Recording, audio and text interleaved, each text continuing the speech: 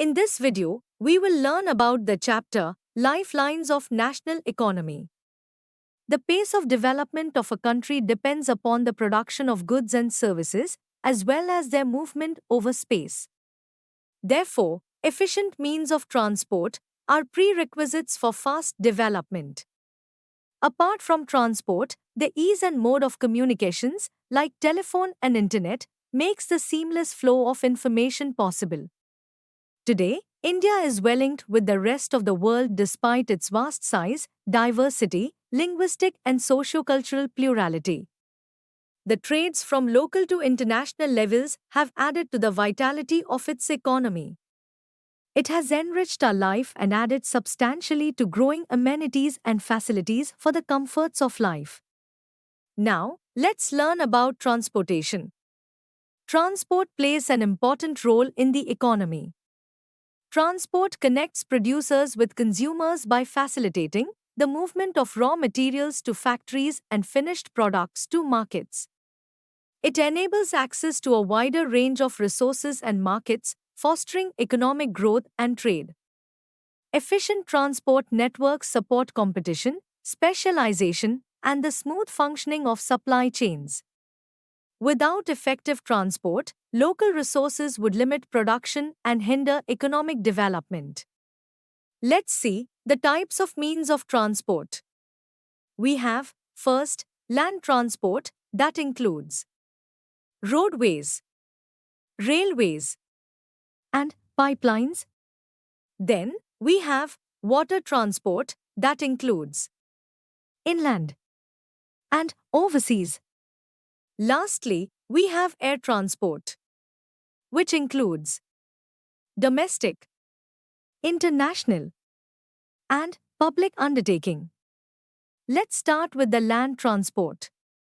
First comes roadways. India has the largest network of roadways. It has low construction cost. It is easily traversed. It can negotiate higher gradients of slopes. It is economical for short distances. It provides door-to-door services. It has low loading and unloading cost. It acts as feeder to other means of transport. You can see on this slide the classification of roadways in India. Let's read about their features. Golden Quadrilateral. Maintained by National Highway Authority of India, NHAI. Connects metropolitan cities of Delhi, Mumbai, Kolkata and Chennai. National Highways. Maintained by Central Public Works Department, CPWD. Primary roads connecting major cities. State highways. Maintained by Public Works Department, PWD. Connects state capitals with district headquarters. District roads. Maintained by Zilla Parishad. Connects district headquarters with other places in the district. Rural roads. Maintained by Gram Panchayats. Connects rural areas with towns. Border roads. Maintained by Border Roads Organizations, BRO. Construct and maintain roads in border areas for defense. Moving on to railways. It is the principal mode of transportation of passengers and freight. It is used in multifarious activities. It serves as an integrating force.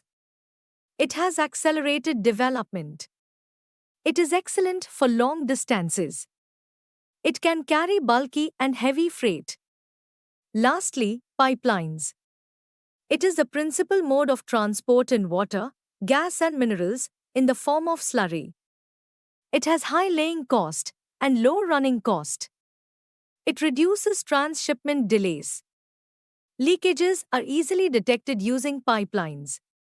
You can see on this slide the three major pipelines in India and their locations. All fields in Upper Assam to Kanpur via Guwahati, Barauni and Allahabad. Branches include Barauni to Haldia via Rajband, Maurigram, Guwahati and Siliguri. Pipeline from Salaya, Gujarat to Jalandhar, Punjab via Virangam, Mathura, Delhi and Sonipat. Branches include Koyli, Chakshu, and other places. Gas pipeline from Hazira, Gujarat, to Jagdishpur, UP, via Vijaypur, MP. Branches include Kota, Shahjahanpur, Babrala, and other places in UP. Now, let's talk about waterways. It is the principal mode of transport since time immemorial. It is the cheapest means. It is used to carry heavy and bulky goods. It is fuel efficient and most economical. The five major waterways in India are National Waterway 1, Ganga River, Haldia Allahabad, 1620 kilometers. National Waterway 2, Brahmaputra River, Dhubri Sadia, 891 kilometers. National Waterway 3, West Coast Canal, Kollam Kottapuram, 250 kilometers. National Waterway 4, Godavari Krishna River, Kakinada Puducherry, 1078 kilometers. National Waterway 5, Brahmani River, Goenkhali Talcher, 588 kilometers. Now, let's learn about some of the major ports in India with their location and features. Kandala Port, Gulf of Kutch, Gujarat. First port developed after independence to ease volume of trade on Mumbai port. It is a tidal port. Handles exports and imports of granary and industrial belts of Jammu and Kashmir, Himachal Pradesh, Punjab, Haryana, Rajasthan and Gujarat. Mumbai Port, West Mumbai, Maharashtra. Biggest and spacious port. Jawaharlal Nehru Port, South Mumbai, Maharashtra. Developed to decongest Mumbai Port. Serves as a hub port. Marmugao Port, Panji, Goa. Premier iron or exporting port. New Mangalore Port, Mangalore, Karnataka. Caters to export of iron ore from Kudremukh mines. Kochi Port, Kochi, Kerala. Southwestern port located at the entrance of a lagoon. Has a natural harbour. Tuticorin Port, Tuticorin, Tamil Nadu. Along the east coast. Natural harbour and rich hinterland.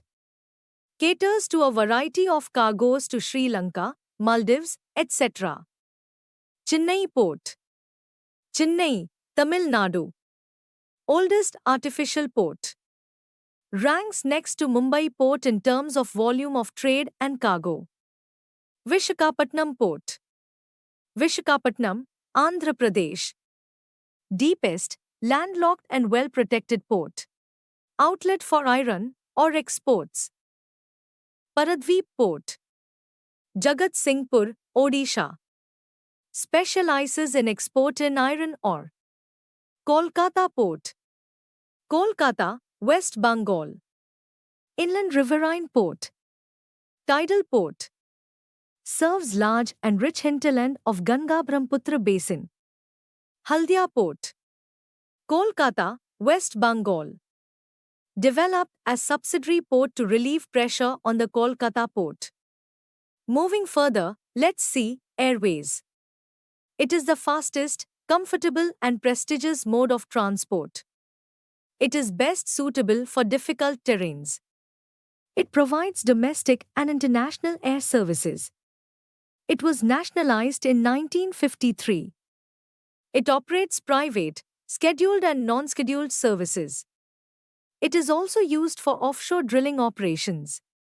Now, moving on to communication. Personal communication and mass communication, including television, radio, press, films, etc., are the major means of communication in the country. You can see the examples of personal and mass communication on this flowchart.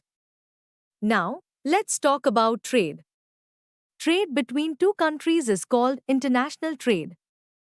It may take place through sea, air or land routes.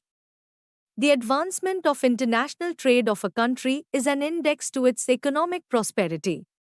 It is, therefore, considered the economic barometer for a country. How is India in terms of international trade? India has excellent trade relations with all the countries. India imports petroleum and its products, precious stones, coal, coke, machinery, fertilizers, etc. Also, exports agriculture and allied products, ores and minerals, gems and jewelry. India has earned huge foreign exchange. India has emerged as a software giant. India holds considerable position in international trade. Lastly, let's talk about tourism and India. Tourism in India has grown substantially over the last 3 decades. India has witnessed increase in foreign tourists, with 15 million people directly engaged. There are considerable foreign exchange earnings and developed international understanding. Tourism has promoted national integration, supported local handicrafts and cultural pursuits. There emerged new forms of tourism: heritage tourism, ecotourism, adventure tourism, medical tourism, cultural tourism, and business tourism. Now, here's a secret on how you can study effectively with the EduRev app. You can learn with chapter notes, watch video lectures, and solve NCERT-based MCQ tests of this chapter on EduRev. And that's not all, you also get amazing courses for Class 10 and much more for your Class 10 preparation. Thank you.